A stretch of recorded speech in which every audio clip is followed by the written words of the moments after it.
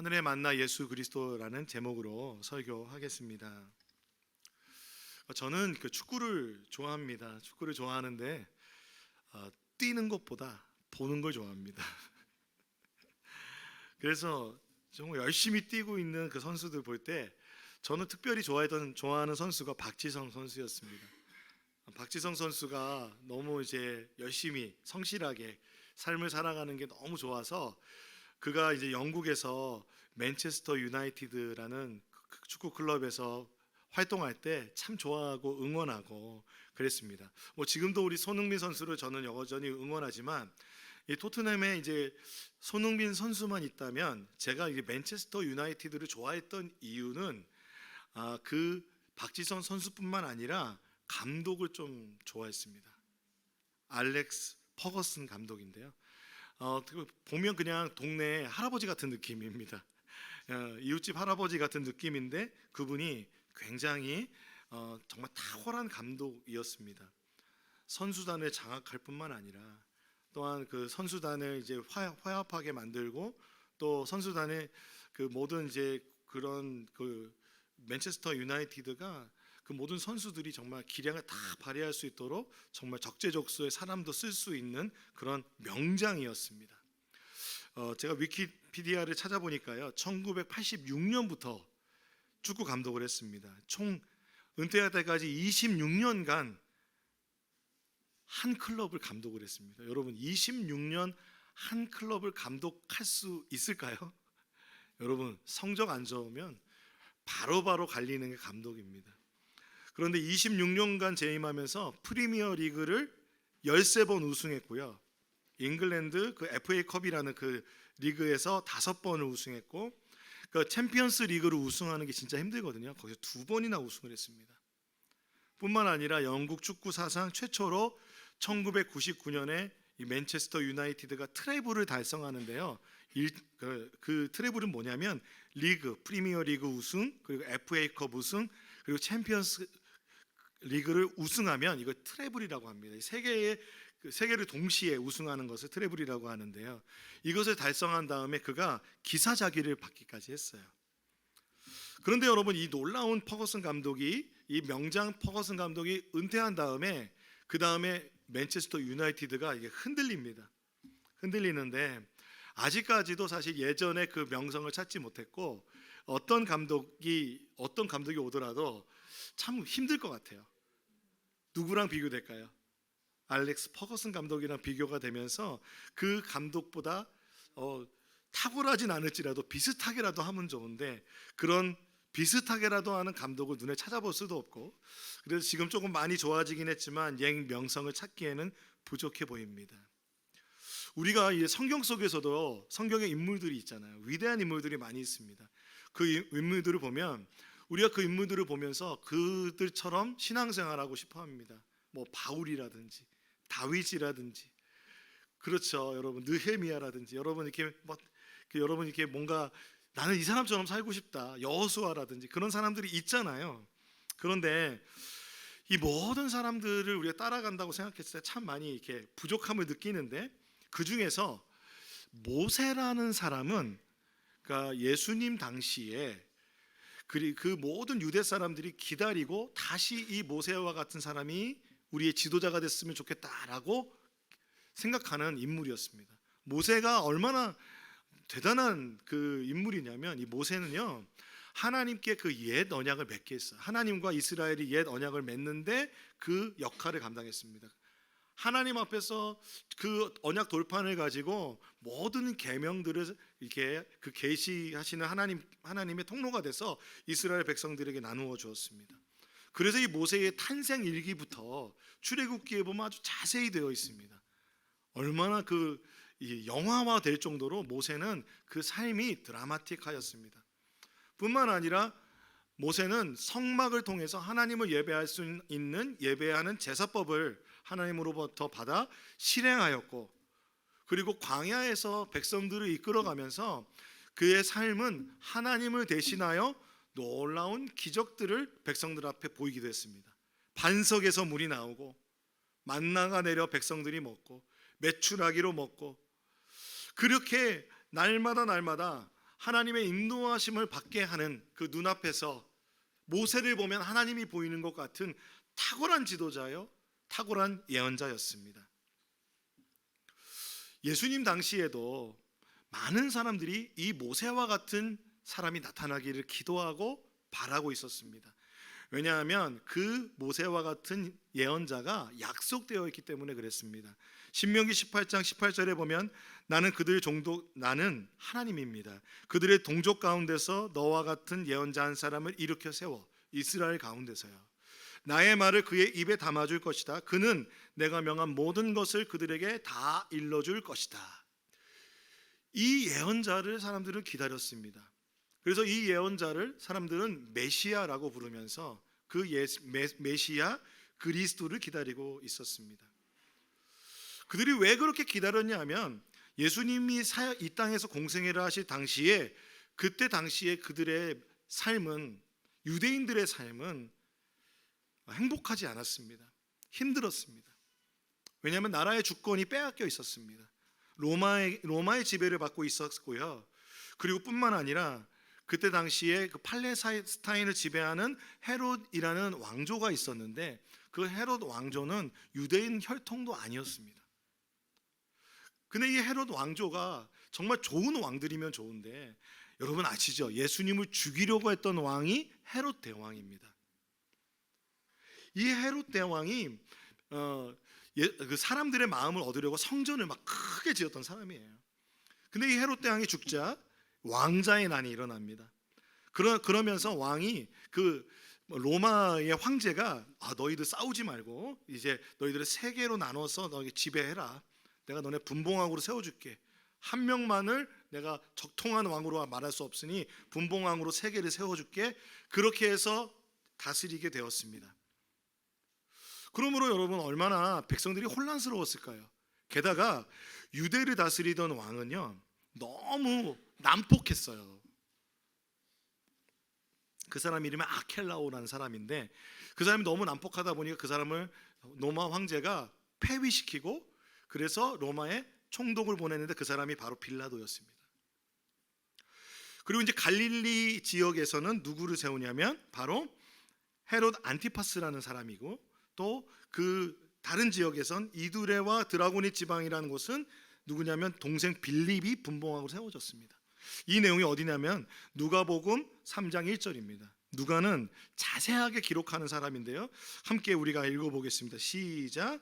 디베료 황제가 왕위에 오른 지 15째 해에 본디오 빌라도 총독으로 유대를 통치하고 헤롯이 분봉왕으로 갈릴리를 다스리고 그의 동생 빌립이 분봉왕으로 이두레와 드라고니 지방을 다스리고 루사니아가 분봉왕으로 아빌레네를 다스리고 이렇게 나옵니다. 그러니까 그때 당시의 정치적 상황을 이야기합니다. 근데 우리가 헤롯 중에서 헤롯이 분봉왕으로 갈릴리를 다스렸다고 합니다. 그러니까 이 사람은 누구냐면 안티파스라는 사람인데요, 이 안티파스는 선한 왕이 아니었습니다. 헤롯 대왕이 성격이 안 좋았던 것처럼 이 안티파스도 굉장히 좋은 왕이 아니었습니다. 그런데 이제 기록에 의하면 빌립은 좀 존경받는 왕이었대요. 그런데 이 헤롯 안티파스가 갈릴리를 다스리는 왕이 어느 정도였냐면 어느 날 이제 자기 동생 빌립에게 갔는데 아내 헤로디아를 보고 반한 거예요. 그래서 그 아내 헤로디아를 빼앗습니다. 자신의 아내로 맞아들입니다. 여러분 이게 이해가 되십니까? 부당한 결혼을 한 왕입니다. 그러니까 이런 시대에 갈릴리에 예수님과 세례 요한이 사역하셨습니다. 하나님의 나라를 선포하고 회개를 선포하고 그리고 사람들에게 치유와 자유를 선포하는 사역을 했습니다. 그 사람들이 어떤 마음이 들었을까요? 위로가 됐겠죠. 의지했겠죠. 그 사람을 바라보면서 내 삶이 힘들지만 소망을 가졌겠죠. 그런데요, 그래서 사람들은요 세례 요한을 우리가 기다리던 모세가 아닐까? 예수님이 그 모세와 같은 예언자일까? 이 사람이 메시아일까? 예수님이 메시아일까? 세례 요한의 메시아일까? 라고 그들은 존경하면서 따르고 있었습니다. 그런데 어느 날 세례 요한이 헤롯 안티파스가 이 헤로디아와 결혼한 것을 강하게 비난합니다. 강하게 비난하고 맹렬하게 비난을 하니까 당연히 예언자로서 그런 얘기를 할 수 있죠. 그런 이야기를 해야 됩니다. 그런 비난을 받지 못했습니다. 헤롯 안티파스가. 그런데 누구를 두려워했냐면 사람들 민심을 두려워해서 세례 요한을 건드리지 못하고 있었는데 그의 아내, 그 소문의 중심 헤로디아가 그의 딸 살로메의 계략과 함께 세례 요한을 처형합니다.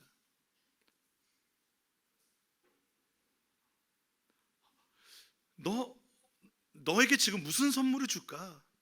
살로메에게 묻자 살로메가 세례 요한의 머리를 달라고 합니다. 그래서 세례 요한이 처형을 당합니다. 오늘 우리가 읽은 본문 바로 직전에 있었던 일입니다.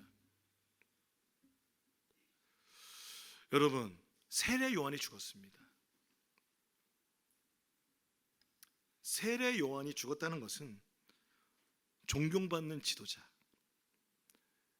그 힘든 민초의 삶 가운데서 그 사람을 보면서 위로받고 그 사람을 보면서 그래도 따르고 하나님이 살아계시다면 하나님이 저 사람을 우리에게 보내주셨구나라고 그렇게 따르던 그 지도자가 죽임을 당했습니다. 여러분, 그 민심이 얼마나 흔들렸을까요? 얼마나 상실이 컸겠습니까? 존경하는 지도자의 죽음은 큰 상실감을 주게 됩니다. 이전에 한국 교회를 이끌어 가시던 사랑의 교회 옥하는 목사님, 그리고 온누리 교회 하용조 목사님 같은 분들이 거의 비슷한 시기에 이 영적 거장과 같은 어른들이 하나님 품으로 가셨습니다. 그때 우리는 그 교회 성도는 아니지만 그 교회 성도만큼 슬퍼하지 못했을지라도 우리는 온 나라 성도들은 함께 슬퍼하고 상실감에 애도하였던 기억이 납니다. 바로 이 오병이어의 기적 바로 직전에 존경하는 지도자 세례 요한이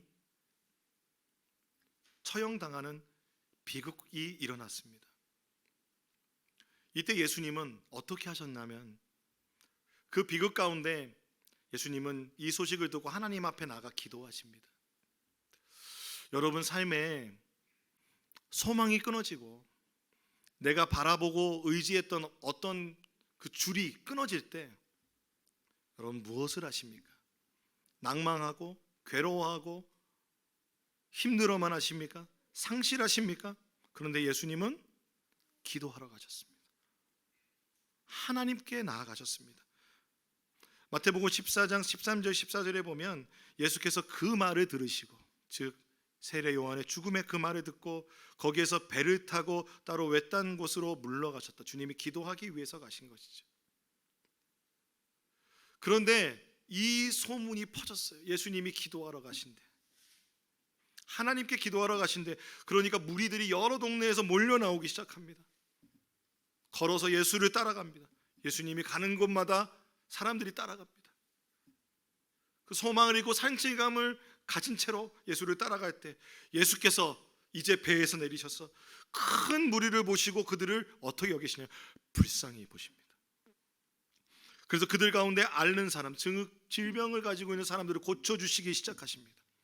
사랑하는 성도 여러분, 세례 요한의 죽음 앞에서 슬퍼하던 백성들, 또 다른 희망, 한 줄기 빛이라도 붙잡고 싶은 그들이 예수님 찾아왔습니다. 그 절망 가운데서 기도로 하나님과 교통하시던 예수님은 그들에게 불쌍히 여기는 마음을 품으셨습니다. 사랑하는 성도 여러분, 우리가 절망 가운데 있을 때, 우리가 그 어느 곳에도 소망 두지 못하겠다는, 소망 둘 곳이 없는 그런 상황을 닥칠 때 주님 우리를 보고 계십니다. 예수님 하늘 보좌에서 우리를 위해서 기도하고 계십니다. 그분이 우리를 보시고, 예수님 우리를 보시고, 우리 주님이 우리를 보시고 불쌍히 여기십니다. 전에 우리가 함께 나눴죠. 이 불쌍히 여기다라는 단어의 어원이 내장을 뜻한다고 말씀드렸습니다. 속이 비틀어지듯이, 내 안에 있는 모든 장기가 아프듯이 내 속에서부터 불쌍히 여기는 마음, 그리고 이 장기가, 내장이 구체적으로는 어머니의 자궁을 뜻한다고 하였습니다. 즉 어머니가 자식을 불쌍히 여기는 마음과 같이 불쌍히 여겨주신다고 하십니다. 예수님은 또한 목자와 같은 마음으로 우리를 불쌍히 여겨주십니다. 마태복음 9장 35절 36절에 보면요, 예수님이 기적을 베푸시는 이유가 무엇인지 나옵니다. 예수님은 온 모든 도시와 마을을 두루 다니시면서 유대 사람의 여러 회당에서 가르치며 하늘나라의 복음을 선포하며 온갖 질병과 온갖 아픔을 고쳐주셨다. 예수께서 무리를 보시고 그들을 불쌍히 여기셨다. 그들은 마치 목자 없는 양과 같이 고생에 지쳐서 기운이 빠져 있었기 때문이다. 예수님은 그들을 볼 때 자녀를 바라보는 부모의 마음으로, 어머니의 마음으로 그들을 바라보시고 불쌍히 여기셨으며, 그들을 볼 때 목자 없는 양과 같이 보셨습니다. 큰 무리가 모인 것이 어디입니까? 들판이었습니다. 그들에게 그래서 불쌍히 여기셔서 그들의 아픈 부분을 고쳐주시기 시작하십니다. 여러분, 우리는 하나님 앞에 질병을 고쳐달라고 주님 앞에 간절히 기도해야 됩니다. 왜냐하면 주님 우리를 불쌍히 여기시거든요. 하나님 우리를 고쳐주기 원하십니다. 그 한마디, 하나님 나를 고쳐주세요라는 그 말 주님께서 들으시고 보시고 계시다는 것입니다. 우린 때로 이렇게 생각해요. 내가 어떤 자격이 돼야 하나님 날 고쳐주시겠지. 아니요, 주님은 그 자체로 우리를 불쌍히 여기십니다. 우리 모습, 우리 아픔 그대로 주님 불쌍히 여겨주십니다. 그래서 고쳐주십니다. 마음의 병도 육신의 병도 주님은 불쌍히 여기시고 우리를 고쳐주시는 분이십니다. 그 들판에서 그렇게 주님께서 많은 사람들을 고쳐주실 때 시간이 오래 지났습니다. 예수님께서 그 모든 시간 동안에 이제 저녁이 될 때까지 사람들을 계속해서 고쳐주셨습니다. 하나님의 나라의 복음을 선포해 주셨습니다. 하나님의 말씀과 하나님의 또한 그 치유가 임하였습니다. 근데 그들이 이제 저녁이 되니까 제자들이 이렇게 생각했습니다. 너무 많은 사람들이 몰려 있고 우리가 이제 허기지기 시작하는 거예요. 그 제자들이 예수님께 제안을 합니다. 너무 합리적인 제안을 합니다. 너무 이성적인 제안을 합니다. 그 맞는 말입니다. 이 많은 사람들이 모였는데 이제 저녁이 되니까요, 예수님, 이들이 마을로 들어가서 먹을 것을 각자 해결하고 올 수 있게 합시다. 맞는 말이죠. 그런데 예수님이 이해되지 않는 말을 하십니다. 너희가 먹을 것을 주라. 너희가 그들에게 먹을 것을 주라, 주님 말씀하십니다. 그런데 제자들이 보니까요, 그들의 손 안에는 뭐가밖에 없습니까? 우리가 요한복음에서 아는 그 소년이 들고 온 빵 5개와 물고기 2마리밖에 없는 거예요. 빵 5개와 물고기 2마리. 빵 5개와 물고기 2마리를 보고 무리들을 봤을 때 무리들을 먹일 수 없다고 생각한 겁니다. 우리 이거밖에 없는데요. 그런데 예수님 말씀하십니다. 그걸 가져와라. 그래서 그 빵과 물고기를 들고 축복 기도하시고 떼어서 나눠주시면서, 자, 이제 사람들에게 나눠줘라. 그래서 제자들이 그 말씀에 순종할 때 남자만 5,000명이 되는 사람들이 배불리 먹고 12광주리가 남는 놀라운 기적이 일어났습니다. 말씀에는 보면 여자와 아이들을 빼고 헤아린 숫자가 남자만 5,000명이라면 여자와 아이들까지 포함하면은 1.5를 곱한다면은 여러분 15,000명에서 2만 명이 배부르게 먹은 것입니다. 보리떡 5개와 물고기 2마리. 사랑하는 여러분, 하나님께서 창조주이신 줄로 믿습니다. 하나님께서 창조주시라면 보리떡 5개와 물고기 2마리로 그들을 배부르게 먹이실 수 있는 분임을 우리는 믿어야 될 줄로 믿습니다. 이것은 이해의 차원이 아니라 믿음의 차원입니다. 근데 이 잔치가 벌어진 곳이 어디냐면 들판입니다. 들판. 근데 주님이 말씀하시죠. 그들을 앉게 해라. 그 푸른 풀밭에 앉게 하십니다. 마치 양들이 그 푸른 풀밭에서 그 푸른 정말 영양소가 풍부한 그런 모든 풀을 뜯어먹는 것처럼 그들을 앉게 하십니다. 푸른 풀밭에 앉게 하십니다. 그리고 먹여주십니다. 이것은 하나님 나라의 잔치입니다, 여러분. 그 들판에서 잔치가 열렸습니다. 하나님 나라 정신은 희년 정신입니다. 우리 높은 뜻 교회들은 희년 정신을 실천하려고 합니다. 희년 정신은 무엇입니까? 가난한 자에게 전해지는 기쁜 소식입니다. 포로된 자에게 전해지는 기쁜 소식입니다. 해방이 임했습니다. 눈먼 자들에게, 억눌린 자들에게, 질병을 고치는 자들이, 질병을 가진 자들이, 몸과 마음의 아픔, 내 삶의 경제적인 어려움, 관계의 어려움, 내 마음 가운데 사람에 대한, 직장에 대한, 또한 나의 삶의 미래에 대한 모든 상실감 속에서 주님 우리에게 희년을 선포하시는 것입니다. 은혜의 해가 선포됐다라고 말씀하시는 것이 바로 하나님 나라의 희년 정신인데요, 이 하나님 나라에서 이루어진 이 잔치, 세례 요한의 죽음, 존경하는 지도자의 죽음 가운데서 다시 하늘나라가 눈앞에서 펼쳐진 겁니다. 하늘나라의 잔치가 열어진 것입니다. 이들이 무엇을 생각했겠습니까? 출애굽할 때 광야에서 모세가 행했던 그 기적이 우리 눈앞에서 이루어지는구나. 광야에서 열렸던 하나님 나라의 잔치가 여기에 열렸구나라고 생각하게 되었을 것입니다. 여러분, 이스라엘 백성들에게 그 각인되어 있는, 그 마음속에 분명하게 자리 잡고 있는 그 사람, 광야 가운데 펼쳐져서 모든 사람들 먹인 기적을 베푼 사람은 모세입니다. 출애굽기 16장에 보면요, 이 베풀어진 그 놀라운 잔치가 이렇게 되어 있습니다. 좀 생략해서 주님께서 모세에게 말씀하십니다. 나는, 주님 말씀하십니다, 이스라엘 자손이 원망하는 소리를 들었다. 여러분, 이렇게 되면 혼내셔야 되잖아요. 근데 주님 이렇게 말씀하십니다. 너는 그들에게 너희가 저녁이 되면 고기를 먹고 아침에는 빵을 배불리 먹을 것이다. 그렇게 될 때에 너희는 나 주가 너희의 하나님임을 알게 될 것이다 하고 말하여라. 그날 저녁에 메추라기가 날아와서 진친 곳을 덮었고, 다음날 아침에는 진친 곳 둘레에 안개가 자욱하였다. 안개가 거치고 나니 이럴 수가, 광야 지면에 마치 땅 위에 서리처럼 보이는 가는 쌀아기 같은 것이 덮여 있는 것이 아닌가. 이스라엘 자손이 그것을 보고 그것이 무엇인지를 몰라서 서로에게 이거 무엇이냐 하고 물었다. 모세가 그들에게 말하였다. 이것은 주님께서 당신들에게 먹으라고 주신 양식입니다.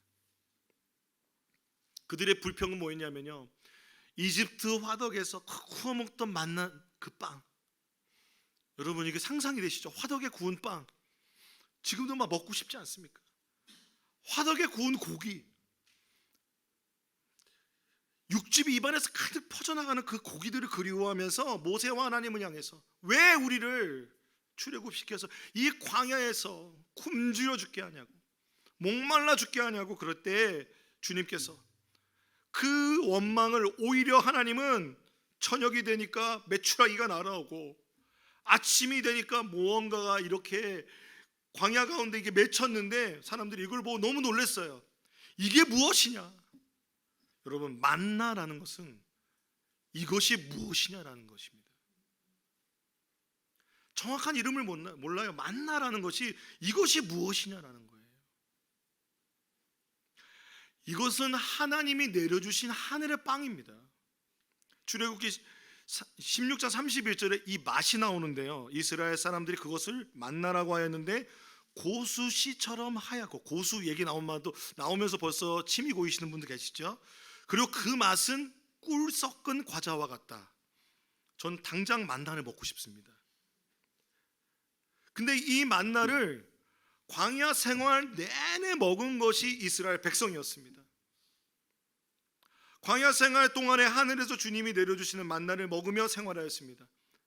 하나님 나라 백성, 하나님 나라의 백성을 하나님 나라의 주인 되신 하나님께서 그들을 먹이시고, 그리고 때로는 반석을 내리치셔서 그곳에서 물이 나오게 하셔서 충분하게 그 목마름을 채워주시는 하나님, 고기를 먹고 싶다고 하면 메추라기를 보내주신 하나님.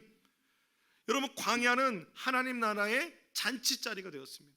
광야가 하나님 나라의 잔치가 된 것입니다. 그러므로 출애굽기 후손인 유대인들은요, 이 오병이어 기적을 경험하자마자 예수님께서 모세의 후계자구나,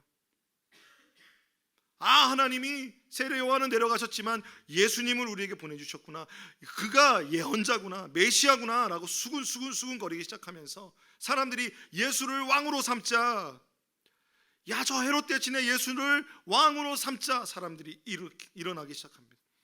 요한복음에 보면 사람들은 예수께서 행하신 표징을 보고 이분은 참으로 세상에 오시기로 된 그 예언자이다 하고 말하였다.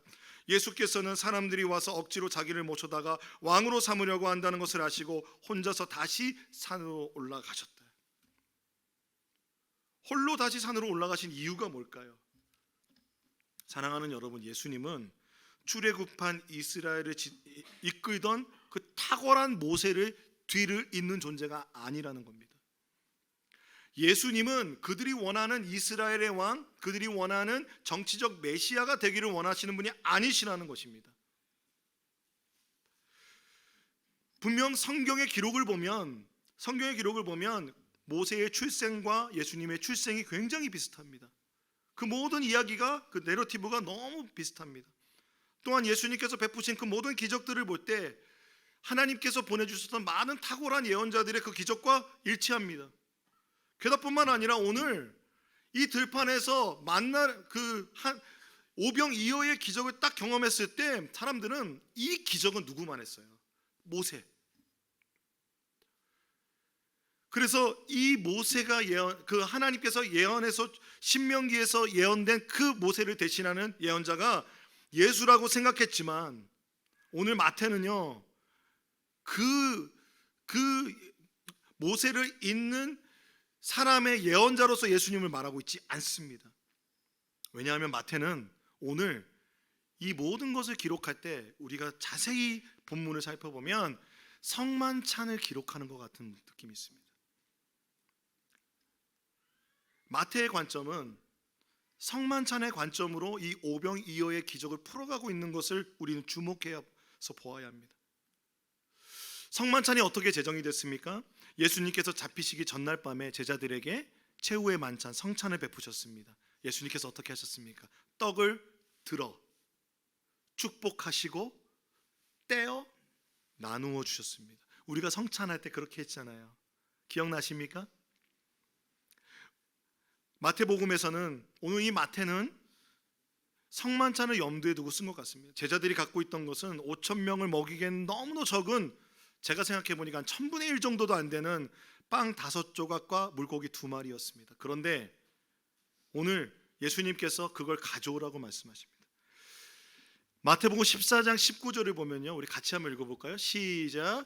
그리고 예수께서는 무리를 풀밭에 앉게 하시고 나서 빵 5개와 물고기를 2마리를 들고 하늘을 우러러 보시고 축복 기도를 드리신 다음에 떼어서 제자들에게 주시니 제자들이 이를 무리에게 나누어 주었다. 그렇습니다. 들고 축복 기도를 하고 떼어서 제자들을 통해서 나누어 주셨습니다. 그러므로 오늘 마태가 그리고 있는 그림은 예수 그리스도께서 단순히 오늘 이 들판에 있는 사람을 먹이는 그림뿐만 아니라 이 복음서를 읽고 있는 많은 이후의 기독교인들에게 예수께서 어떤 존재인지를 얘기해 주시는 것입니다. 사랑하는 성도 여러분, 예수님은 오늘 우리에게 일용할 양식을 주시는 분인 줄로 믿습니다. 여러분 믿으십니까? 무엇을 말합니까? 육신의 양식을 먹여주시고 입혀주시고 공급해주시는 분인 줄로 믿습니다. 때로 우리의 욕심에, 우리의 생각과 우리의 어떤 우리가 계획했던 것보다 더 적게 들어올 수 있겠죠. 그러나 하나님은 우리를 먹이시고 입히시고 실제적으로 채워주시는 분이십니다. 우리에게 그 오병이어의 기적은 어떤 의미가 있냐면, 우리가 가지고 있는 것이 적을지라도 우리가 그것을 주님께 드릴 때 주님께서는 그것을 축복하셔서 우리가 다른 사람에게 나눌 수 있도록 우리에게 해주신다는 것입니다. 여러분, 우리가 주님께 작은 것을 드린다고 생각할지라도 주님은 그것을 많은 사람에게 나눌 수 있을 정도의 놀라운 오병이어의 기적을 이루어 주신다는 것입니다. 사랑하는 여러분, 그리하여서 주님께서 오늘 성만찬, 마태가 오늘 이야기하면서 성만찬을 비유하는 것은, 우리가 성만찬은 무엇입니까? 하늘의 잔치, 예수를 먹고 마시는 것입니다. 예수의 구원의 잔치에 참여하는 것인 줄로 믿습니다. 그분 하늘의 보좌에 계신 그 주님과 함께 하늘의 잔치에 참여하는 것입니다. 그러므로 단순히 먹고 마시는 것을 우리는 구하지만, 일용할 양식을 구하지만, 주님은 육신의 양식뿐 아니라 영의 양식도 주신다는 것입니다. 우리의 삶에 참된 내면의 구원도 주신다는 것입니다. 우리의 삶에 영혼의 구원도 허락하여 주신다는 것입니다. 그러므로 여러분, 우리가 무엇이든 우리의 마음의 작은 것이라도 주께 나누면 우리의 실제적으로 우리 주변에 있는 가난한 사람들이 채워질 뿐 아니라 하나님의 영적인 구원의 복음이 전해진다는 것입니다. 영혼에 살아나는 놀라운 그 나눔이 일어난다는 것입니다. 예수님 말씀하십니다. 요한복음 6장 35절에 내가 생명의 빵이다. 내게로 오는 사람은 결코 줄이지 않을 것이요 나를 믿는 사람은 다시는 목마르지 않을 것이다. 주님 말씀하십니다. 내가 진정으로 너희에게 말한다. 믿는 사람은 영생을 가졌다. 영원한 생명을 가졌다. 나는 생명의 빵이다.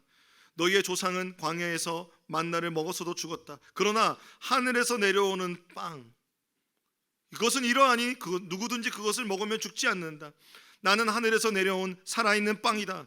이 빵을 먹는 사람은 누구나 영원히 살 것이다. 내가 줄 빵은 나의 살이다. 그것은 세상에 생명을 준다. 예수님이 그 빵, 하늘의 만나를 십자가에서 찢으셨습니다. 십자가에서 찢으셔서 우리에게 나눠서 우리에게 먹여주셨습니다. 그래서 우리가 영생을 얻었습니다. 우리에게 그 영원한 생명이 있는 줄로 믿습니다. 사랑하는 여러분, 그런데 우리는 왜 영적인 거인들만 의지하려고 하십니까? 왜 사람을 의지하십니까? 내 주변에 보이는 그 사람을 왜 의지하십니까? 왜 여러분 그 신념을 의지하십니까? 왜 미래의 전망을 의지하십니까? 여러분, 우리는 이렇게 생각합니다. 누군가 그 성공한 사람의 그 길을 따라가면 나도 그렇게 성공할 수 있을 거라고 생각합니다. 여러분, 그 성공의 보장은 어디에 있습니까? 우리는 예수님을 따라갈 때 예수님께서 내가 기도하는 그거 하나 응답해 주시지 못하는 존재로 우리는 생각하며 살아갈 때 있습니다. 그래서 어느 때는 이렇게 생각해요. 주님, 제가 뭘 잘못했죠? 주님, 제가 뭘 잘못했길래 저한테 이러십니까? 아니면 반대로 완전히 독립적이 돼요. 주님, 나한테 이러실 수가 있어요? 그러면서 주님, 이제 제 힘으로 살아볼게요. 근데 주님이 말씀을 보시고 우리를 보시고 그러시는 거예요. 불쌍히 여겨주시는 거예요. 힘들지, 어렵지. 오병이어 기적은 그러므로 마태에 의해서 오늘 쓰여진 것은 그날 그 들판에서 끝난 것이 아니라 하나님 나라의 잔치로 하늘의 양식을 먹는, 하늘의 만나를 먹는 우리들에게 지금도 이루어지는 기적인 줄로 믿습니다. 우리에게 육신의 연약함이 있습니까? 우리에게 마음의 슬픔이 있습니까? 하나님께서, 예수님께서 나를 먹으라, 나를 마시라, 우리 그 잔치에 초대해 주십니다.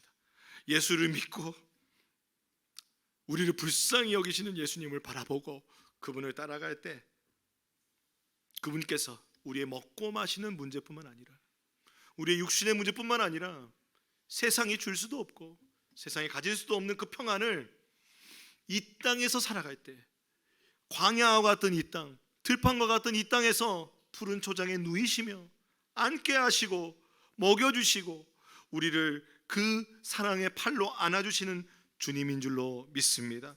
그래서 오늘 우리가 함께 기도하고 싶습니다. 사랑하는 여러분, 우리가 주님의 이 마음을 알고 주님께 우리가 드릴 오병이어는 무엇인지도 생각해 봤으면 좋겠습니다.